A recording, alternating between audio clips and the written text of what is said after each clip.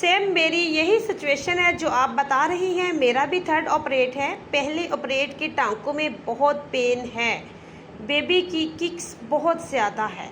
देखिए, जिन बहनों के ऑपरेट में पहले से दर्द है उनको लास्ट वीक्स जो है बहुत एहतियात के साथ गुजारने चाहिए, यानी कि लास्ट मंथ में वो बेड रेस्ट कर लें और 37 वीक्स कंप्लीट करें और नॉर्मल डिलीवरी का या दर्दों का बिल्कुल भी इंतज़ार मत करें। जाके अपना अल्ट्रासाउंड करवा के पहले से टाइम लेके रखें, किस डेट को आपने कहाँ पे ऑपरेट करवाना है, ये चीज़ें आपको पता होनी चाहिए।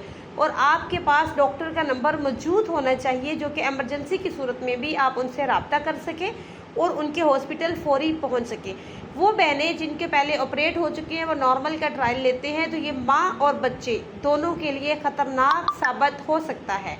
यहाँ पे बच्चे की जान तो जाए, माँ की भी जा सकती है, जो कि आपके पहले बच्चे भी हैं, आपका एक पूरी फैमिली घर। तो खुदारा इस चीज़ को समझे। बहुत से ऐसे लोग हैं जो कि पहले ऑपरेट हैं और अब वो नॉर्मल डिलीवरी के चक्करों में पड़े हुए हैं कि हम नॉर्मल डिलीवरी करवाना चाहते हैं, जो कि बहुत ही ख़तरनाक साबित हो सकती है। पहले अपने डॉक्टर को चेक करवाएं। अगर आपकी डॉक्टर आपको कह रही है अपनी सुपरवाइजिंग में वो आपकी नॉर्मल डिलीवरी करवा रही है, ट्रायल दे रही है, वहाँ पे इमरजेंसी की सहूलियात मौजूद है, ऑपरेट की सहूलत मौजूद है, तब आप वहाँ पे थोड़ा सा रिस्क ले सकते हैं डॉक्टर के अंडर। हाँ, घर बैठ के आप बिल्कुल भी इंतज़ार मत करें। Thank you.